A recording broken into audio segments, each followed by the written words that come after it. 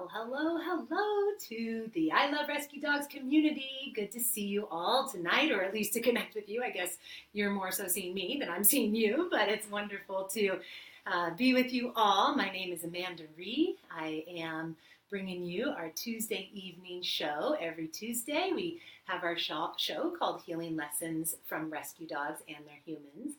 And each week at 5 o'clock p.m. Pacific time, 8 p.m. Pacific time, or Eastern time on Tuesday evenings, we're here together having this conversation.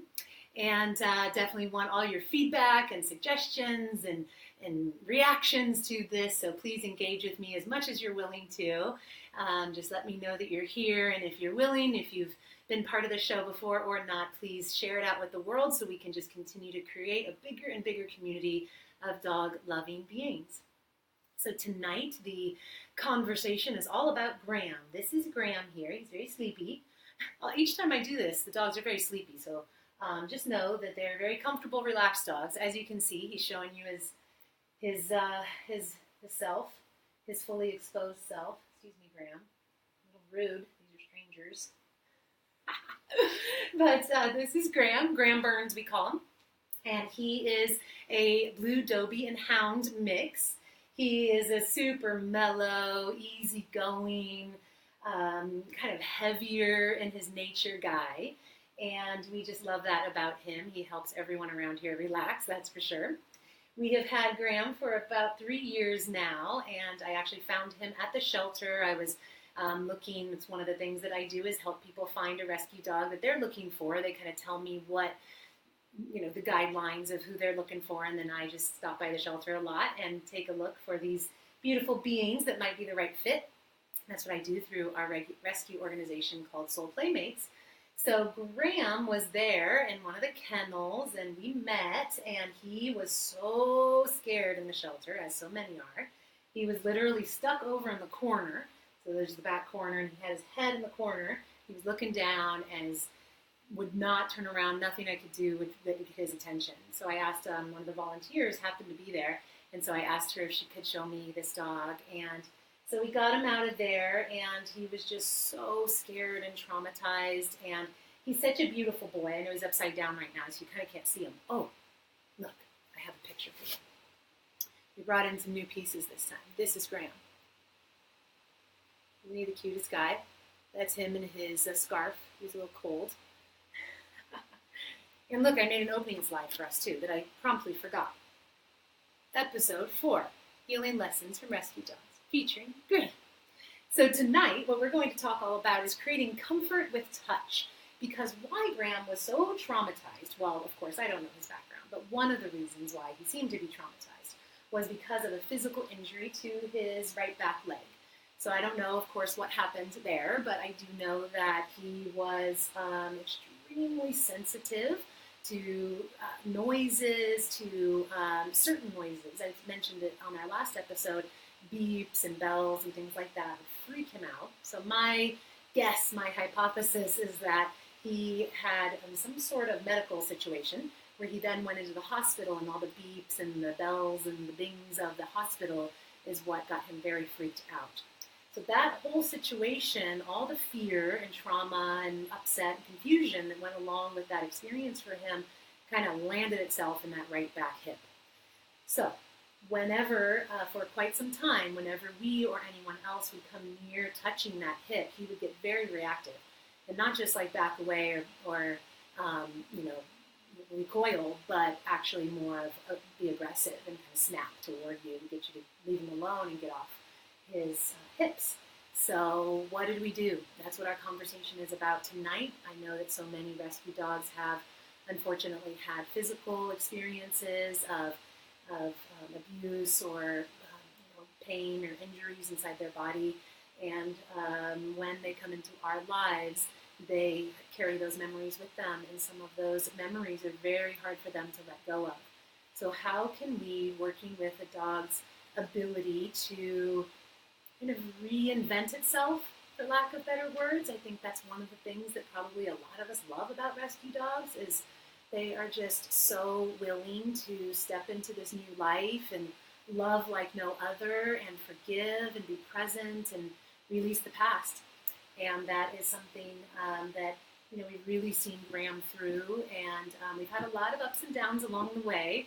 And there's certainly moments that some of you watching this may have even been growled at by Graham. There have been those moments, but he is getting better all the time. And obviously you can see that he's a pretty mellow guy in general.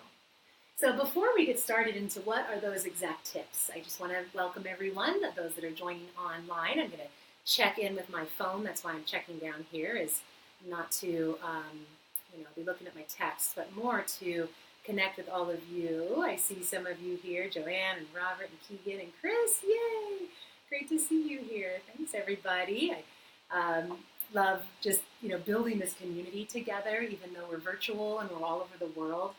I hope you feel it as I feel it, is this ever-growing awareness around animals, and I love that you and I are part of that conversation. And you, Graham Burns. So please take a moment to share this. Again, my name is Amanda Ree. I'm the founder of Sama Dog. It's an organization dedicated to bringing body, mind, and spirit approach to the wellness and the healthcare of our animals, and just in our daily lifestyle as well. So often we think of their physical needs, their behavioral and mental needs, but do we think of the fact that this is spirit in disguise as well? And as much as that might sound a little far out for some of you, it is true that the same light that is within all of us, of course, is within these furry beings that are our dear friends.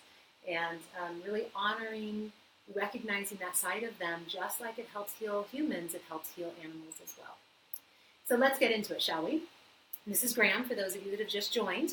We are talking tonight about physical trauma that he had before we adopted him. He had a physical experience that created a lot of pain or upset and bad memories around his right back hip. And what have we done to basically just kind of disassociate the pain, the fear, the reactivity from that space in the body. So we're going to go through a few tips here. More slides for you. Tip 1, decompress. Decompress and a slow start. So what do I mean by that? Decompress is when you bring a brand new dog into your life, into your house. You've adopted them, obtained them in some other way, of course. There's always those options. So you bring a dog into your life, and this dog has had certain experiences of its past. Even if it's a little baby puppy, it still has a lot of experiences. And some of those, and hopefully most of them, are positive experiences. But likely, even without someone being mistreating the animal, yet still dogs can get traumatized by things that we just don't mean to traumatize them, or we've left them for too long, or another animal has scared them. There's countless things that could happen to create these traumas. So decompress is the first step. Let them come into your life. And even if you have a dog right now that is having these reactivities, you've had it for a while, you just don't know what to do, then let the animal decompress. And what I mean by that is just leave it alone. Really just provide for it in all of the most nourishing ways that you possibly can, yet give the animal space. Every rescue dog that comes into our home, and we foster a lot of dogs as well, every foster dog or every rescue dog that comes in, we just let them calm down and kind of find their way, use their senses to acclimate to the environment and get comfortable. So that's what it's all about, is just letting them calm, relax, rejuvenate in your space without needing to work with them too much at that point.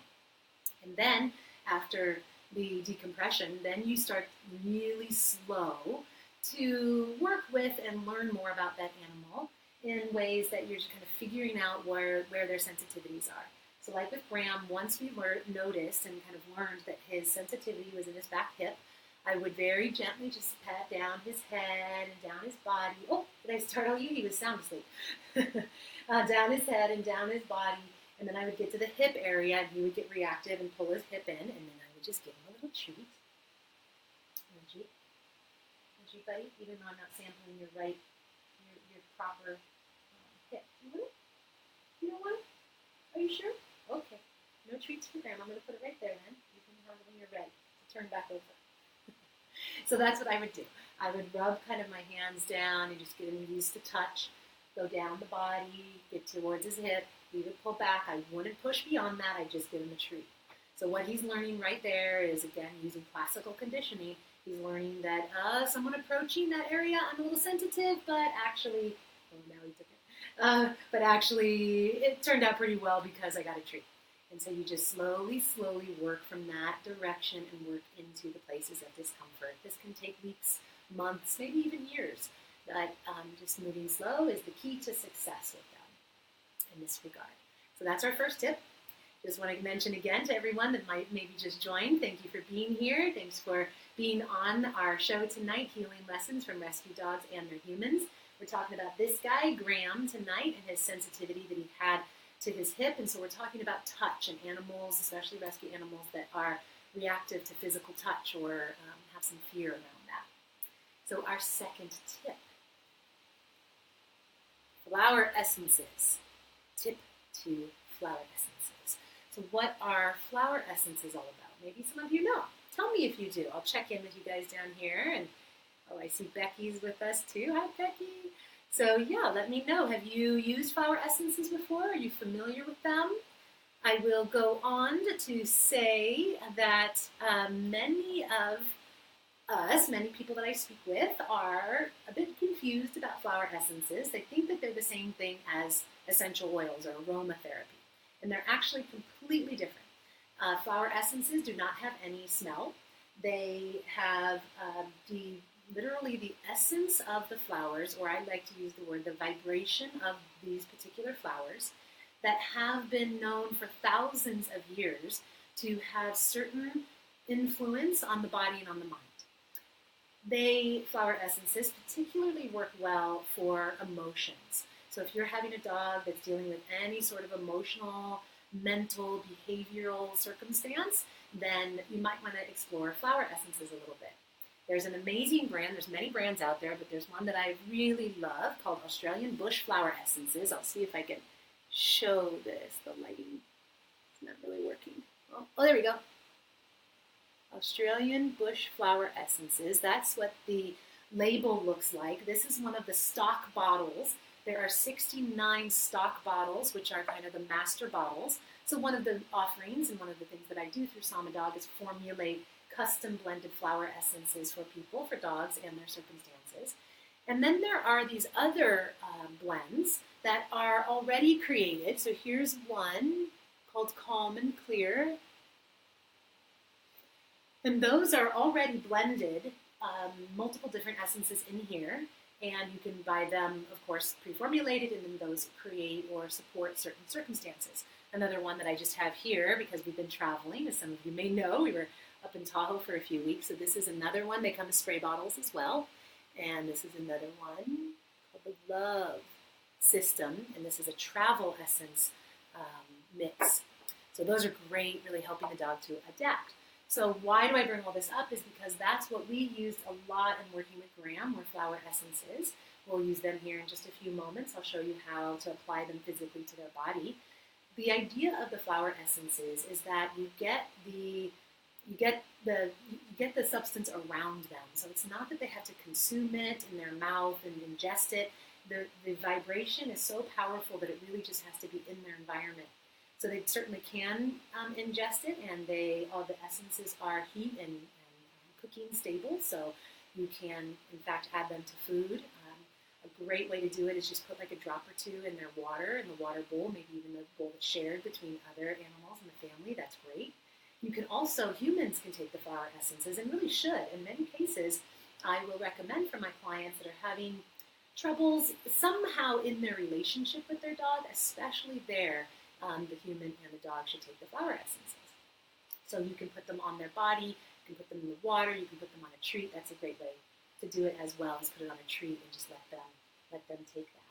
So that's what flower essences are all about in a nutshell. There's much more to say, but just to keep this brief, just taking a pause here for a moment. Again, welcoming those that are jumping on with us. I see a few more here. And Chris, oh good, Chris says that he or she, Chris could be a girl as well, but have used Rescue Remedy for my Golden to help her cope with thunderstorms here in Florida. Yeah, that's a great way. You may know, most of you likely are more familiar with a blend or a brand called Box. Box is awesome also, hundreds of years old. You know, these powerful tools are so timeless that there's something to be said for that, right? Back in the day, animals and human animals had a deeper instinctual connection to what it is that makes us balanced, what it is that we need if we have a stomach ache or a headache or fear from thunder or nursing a baby or whatever it may be. We instinctually do know what to lean towards, and animals even more so, with their heightened senses, are so good at that. So that's really the philosophy, the science behind the flower essences, is taking it back to the instincts, connecting what's needed there. Oh, we've got other dogs here, as you can see at the house, or as you can hear. So, they're around. They might be jumping in and out of the scene. Benny already went ahead and ate my treat pile that I had set aside just for this show. He jumped in there earlier and got all the treats and ate them, so he's onto it. So thank you again for being here. Those that have just joined, please let me know that you're here, where you're from. Any sort of reaction is great, and definitely staying in contact with us. Tonight we're talking about this guy, Graham Burns, and how when he came into our family a few years ago, he was very reactive to touch. So how do we desensitize rescue dogs, or any dog for that matter, to touch? And that's what we're talking about. We've gone through a few tips already. We had tip number 1, which was decompress and start slow. We have tip number 2, which is all about the flower essences. That's what we just spoke about. And now tip number 3, massage. Who doesn't love a good massage, right? Our dogs love it even more, I think, in some cases. So I'll just talk a little bit here, because you're getting to know me. I don't have a problem for going on. So I'll try to keep it brief all the time, but I'll just kill a little time while right now you go and get your dog or your cat or any other animal. We're definitely open to all species here on the I Love Rescue Dogs page. But what I'm going to do now is a massage with Graham, just a nice healing touch massage, and guide you all to do this with your dogs as well. This is a wonderful way to, again, desensitize to touch. Obviously, you're touching their whole body in a very pleasurable way, so they typically are more open to that. Another benefit of massage in general is that it boosts the immune system. It helps the circulation through the body. It boosts the happy hormones in the body. It's very detoxifying, so as you massage the animal's body or even your own body, you're helping to push out some of the toxins that lodge themselves in the tissues. And so out they go now that they've been dislodged by your massage touch. And in general, very bonding for a dog and a human companion to have this experience together. It's so lovely, it's physical, the smells, the sights, the sounds are all involved, and you can really get into that moment with your animal. So let's do it, shall we? You guys in for that? I'm just going to check down with all of you. Oh, Julie, you're here too. Julie and I were just on the phone a few minutes ago. I told her I had to go to do my show, and here she is. Vanessa, flower essences help my dog Brittles let go of what wasn't serving her and become more fun-loving and lighthearted. Well, that's a very good testimonial, Vanessa. I'm really glad to hear that about Brittles. That's fantastic. And that's exactly what it can do. Sometimes what I love about them is they can get to the subtle layers of a being that sometimes we can't with your typical tools, training, food, and behavior modification, and tone of voice, and leadership style, and all the other things that we know to utilize with our dogs. Sometimes you just can't get deep enough or to the right spot, and flower essences can really help that. So I think we have a question on the line here. Let me see. It's Becky has a comment. It's taken a few months of daily work, and now my rescue pup Saffron adores massage and meditation. See, it's working for Sappy. That's fantastic. And so for some of you, some of the viewers tonight I know and have connected with through Sama Dog. However, there are many of you that are new to this program, new to me, new to getting to know all of this, and maybe even new to holistic conversations and living, and especially in regards to applying it to your dog. So please just let me know when I can help and how I can help and answer your questions. It wasn't long ago, only a few years ago, probably about 10 years ago, really, that I started to even think about it in context of dogs. I've been studying these teachings for many, many decades. However, when I really started to open my eyes to the way that these teachings helped animals, helped all these dogs that were coming in and out of our house, then my mind expanded even more and more and more, and my experience expanded more. And then it was a few years ago, about 3 or 4 years ago, that I really started diving into applying these teachings specifically to them and launched a company to do just that and to be able to share that with all of you. So if you're new to this conversation, please don't back away or be turned off. If I can invite you to just open your mind and know that you'll only know by trying.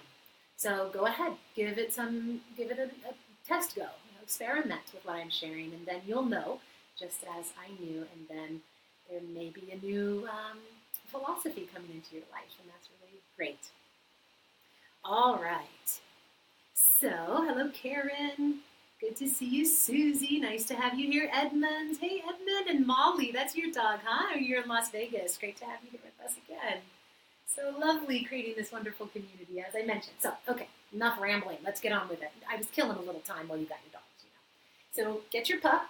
I'm going to make myself a little more comfortable here and move towards my pup. Hi, Graham. Are you in the mood for a massage, buddy? Are you in the mood? So, slide you out here a little bit on your blanket. No, he's not. Okay, that's all right. So what I'm going to do is show you how to use the flower essences as well, along with your massage. Now, you, of course, do not need to use flower essences for a massage, but the flower essence is, again, no odor really at all. It's a liquid that you'll just put a few drops in your hands, 4 or 5 drops. And then go ahead and start your massage with your dog. So I love to start at the top of the head, just kind of placing, you put the flower essence, if you are using it, just kind of rub it into your hands and just use it for the touch of the massage. So we're coming down onto Graham's head and really just starting at the top of the head. I like to start at the bridge of the nose, going down the nose, across the midline, and down a bit. And just give a few strokes like that. Now, while you're massaging, you want to make sure that you are also very calm and relaxed. You're feeling peaceful, you're open, you're happy.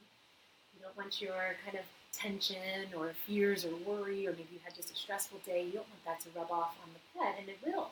They're very energetically sensitive beings. And so if you can just kind of be really in your heart and centered in peace when you're doing this, it's very helpful for them as well, especially if you're trying to desensitize.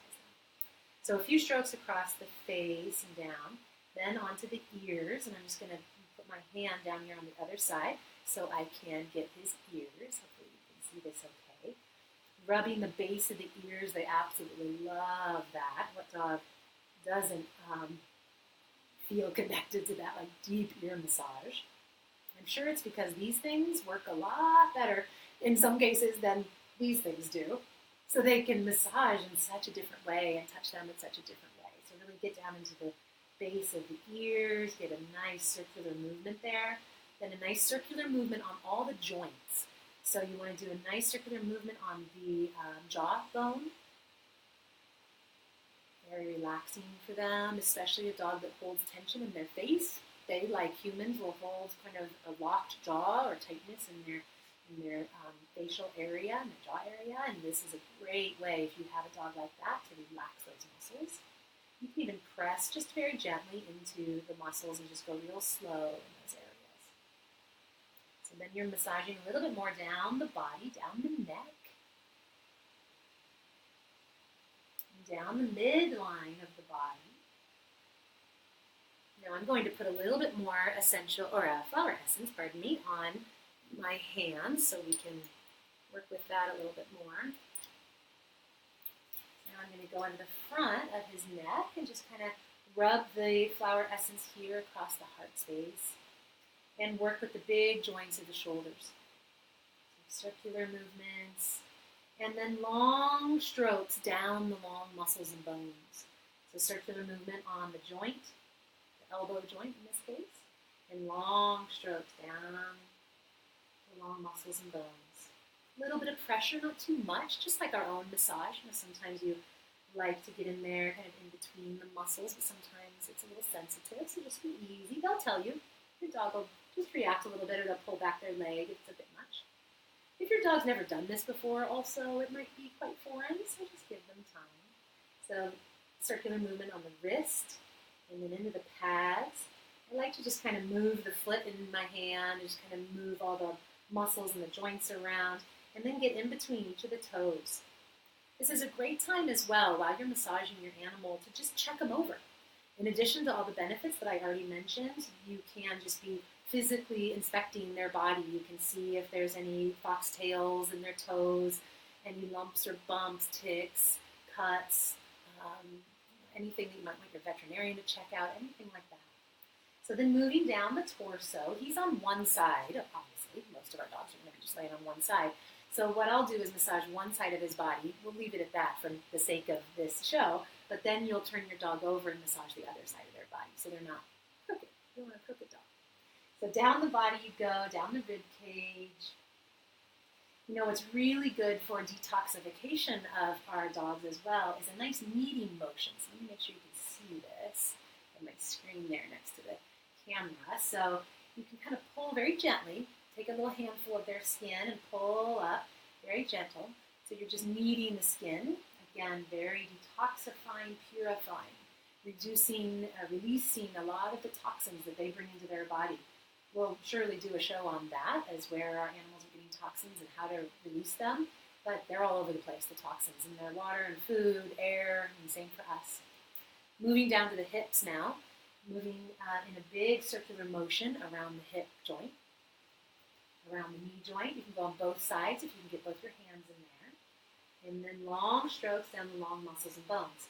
Now this is not the leg that Graham had the injury on, and therefore is not the place where he's super sensitive. On the other side of the body, he'll pull back, even still when I do this. So I just go really gentle and really slow. Even now, while I'm massaging him and I'm doing all this talking, not ideal really, because you want to just be centered, but for demonstration purposes. Thank you, Graham, for being such a sport. So down the foot, into the pad, just give it a nice rub and some relaxation there between the toes. There we go. And then down the tail, back down to the midline of the body and all the way down the tail. Here it is. So down the tail, all the way to the end, give it a little squeeze there. Since I've rubbed him so much, I'm covered with hairs now. But a little squeeze at the end of the tail. It's very good. And then you would, of course, go on to the other side. I'm just going to take a pause right there for a commercial break. We do have sponsors on this show, I'm happy to report, and one of them is one of my favorite companies, BarkBox. So BarkBox, an awesome sponsor of this show. If you haven't heard of this yet, you're missing out, because it's a monthly delivery of tail-wagging toys and drool-worthy treats. It's for dog parents who truly love to spoil their canine companions. You can select from different plans that deliver hand-selected dog toys, treats, and other products right to your home. In addition, a percentage of the proceeds is donated to local animal shelters and rescues, which, of course, we know our fans on this show really support and love. So spoil your canine friend every month. The website is www.bit.ly/BarkBoxTreats. There also, we will put a sponsor's link below this feed, and we'll make it a little bit easier for you to connect on the Facebook page. But again, it's bit.ly/BarkBoxTreats. So that's our fabulous sponsor. Thank you, BarkBox. So back to our massage. I'm going to just do one last step with the flower essences. This is a really wonderful application technique with them. So again, just a couple drips in the hand. Now, if you have a custom blended essence that, also has a little bit more potency in there because it's specifically for your dog's needs, then you probably want to do more of the, a little bit of application, but maybe not use quite so much is my point here. With this one, this is the Calm and Clear blend that just helps to release and kind of remove and give a fresh start. This is a good one too, just to be able to use more so on their body. So rubbing this in a little bit. Flower essences are great to put on the pads. I'm just going to touch the bottom of each of the pads. And again, remembering it's not about the actual substance here. It's about the vibration. So each of the pads, and then a little bit on the inside of the thigh on the ephemeral artery. It's a very sensitive space in the dog's body. It's in the crease, right on the hip crease or the thigh crease with the leg out. I don't know if you can see that really. He's kind of been in this position the whole time, hasn't he? Let me see if I can twist him. Come on, Burns. Just a little bit for demonstration purposes. Oh, there you go, buddy. There you go. Your pretty belly. Look at your pretty belly. He's a good boy. He's like, his tail's a little bit between his legs. He's a little unsure. So just putting my hand that had the vibrational essence on that artery. And for balance, the belly is a great place to apply the essences. So I did want to say that you do not have to use flower essences ever, and you certainly don't have to use them for your dog massage. This massage is extremely impactful, tons of benefits, tons of healing properties just by doing the technique without anything else. You can always use oils as well. That's a common question that I'll get is, can you use oils on dogs like you would on yourself? Yes, definitely. They'll be a little oily, so obviously you're going to want to bathe them afterwards or soon, but yeah, you definitely can. There are certain oils even that work for certain dogs better, and that's a different, longer story, but yeah, definitely use it, especially coconut oil. That's a good, versatile oil for all dogs. So I'm just going to check into our feed here. I see lots of people on the line. It's awesome. Thanks for watching, everyone. And those that are jumping on, I just want to reintroduce myself. I'm Amanda Ree. I'm the founder of Samadog, an organization that brings body, mind, and spirit approach to the well-being of our animals and how we care for them, and ultimately how we care for ourselves. That's really what it's all about. So let me just see who's here with us. We have Verena on the line and Susie. Susie has BarkBox. She likes him. Oh, good. My BarkBox a lot. Does not like noise. Very protective of us. He thinks it's all his place. So that's funny. So Susie's just telling us a little bit about her BarkBox experiences. So great to have you all on here. If you have any questions at all, continue to paste them below, put them in below, and let me know, because I will definitely keep an eye on the feed all week, and I will get back to you if anybody needs some assistance. You can also always connect to samadog.com, our organization, and there's a lot more information on there as well. That's great. All right, so I don't see any questions quite yet, although this feed is just a few moments behind me, so I will give it a few moments. But the last thing I wanted to mention before we finish up for this evening is who rescued who, that philosophy, that understanding of the fact of the matter, which is these beautiful beings help us just as much, if not more, in many of our cases than we do to them. So who rescued who? And I'd love to kind of just finish up with that in reference to the conversation we've had tonight around Graham. You know, I think about that a lot. And what Graham has brought to me more than anything else is presence. He has brought a sense of presence into my awareness, into my life, that I really never had before. I'm more of a person that's thinking about the next thing to do and getting all the tasks done, and always kind of a busy body. Where Graham has, because of his presence and how he is, he's just brought that present moment awareness of being. And that is a beautiful experience, expression to notice from our pets. So what is it that your dog has taught you? Just in one word even, if you will.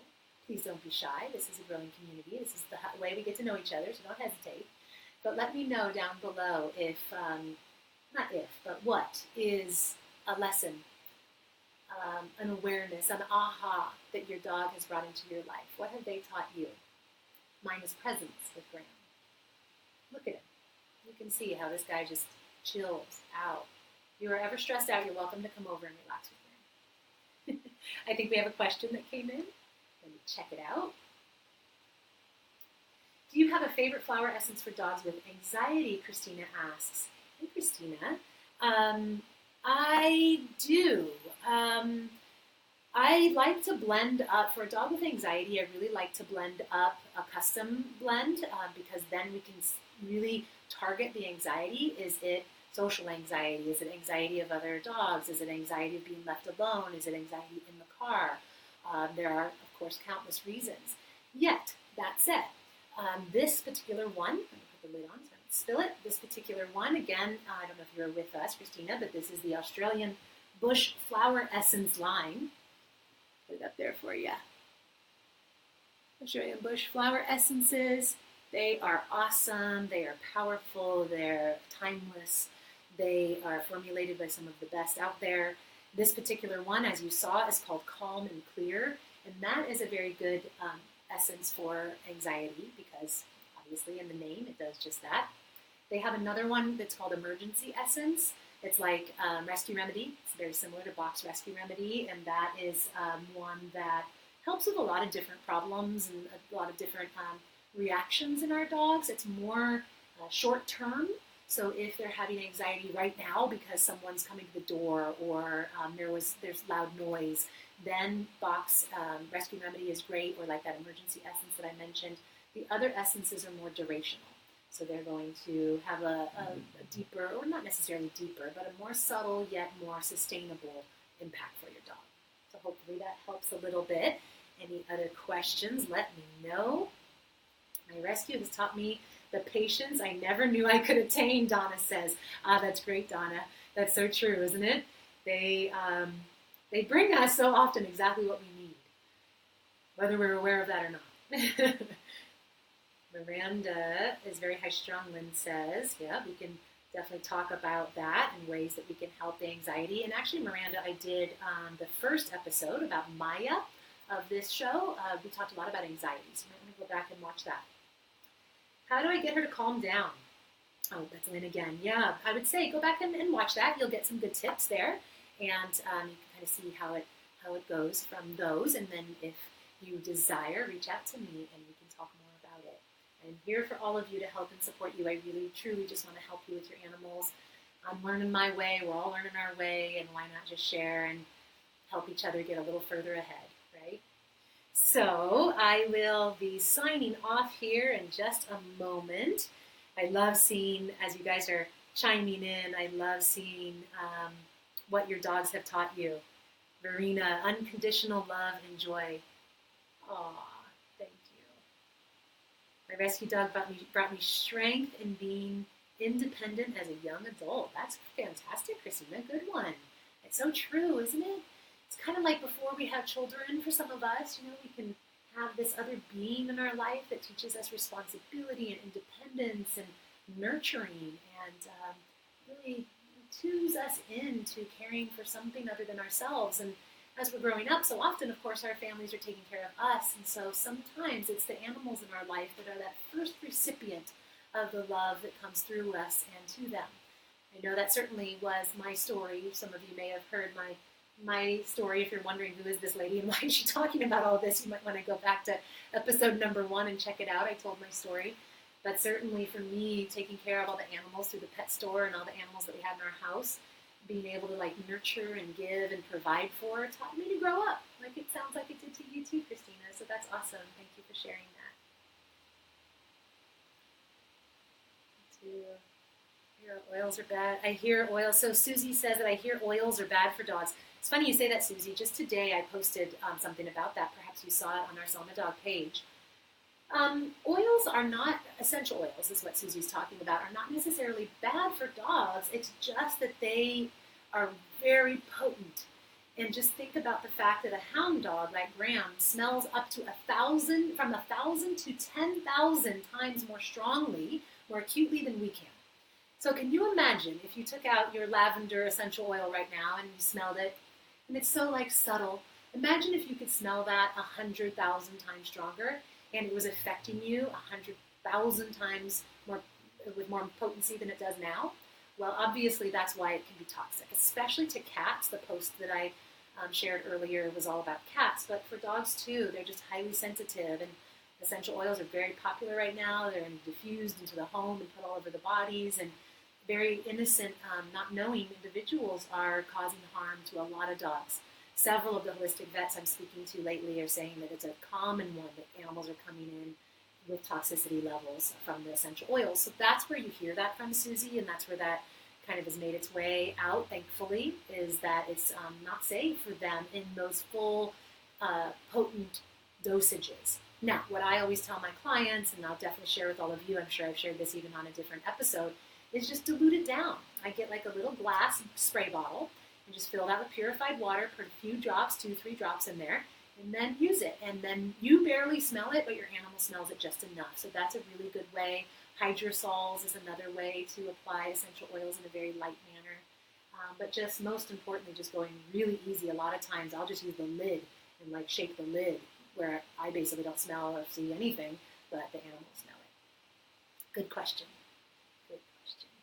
All right. Well, then, as I said, I will keep connecting with all of you online. Thank you so much for being here. Next week, please join on Tuesday evening, 5 p.m. or 8 p.m., whether it's Pacific or Eastern time. Next week, we will be talking all about Gus. He is a recent dog that got rescued from Mexico and brought through the channel of our home and our hearts out to his forever dad in New York recently. And I have a lot of stories out there about Gus if you want to hear the story. But next week we're going to talk about him because, and what we're going to focus in on, is especially a dog that came from the streets of Mexico. His immune system was way compromised and weak. And so we're going to talk about how do we boost that immune system, especially before we put him on a plane and flew him across the country, to make sure that that didn't hinder his health and his progress that we had made. We did some things to make sure that he was really safe and cared for. So, and they worked well because Gus is one happy guy. So that's what we'll be talking about next week, and I'd love to see you all here.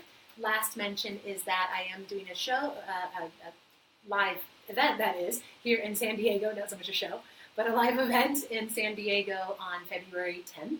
So if you're in the area and interested, if you're in Southern California, check it out. It's on my website. Maybe I'll post the link below as well. So we'd love to have you physically with us, and we can talk about this even more. We have a special guest there that's bringing Reiki. She is the animal Reiki master, so she's going to be there with us. All right, that's all from me, everyone. Thank you again. Bye, everyone. Good to see you. Thank you for your comments. Lots of love, and we'll see you next week. Take care.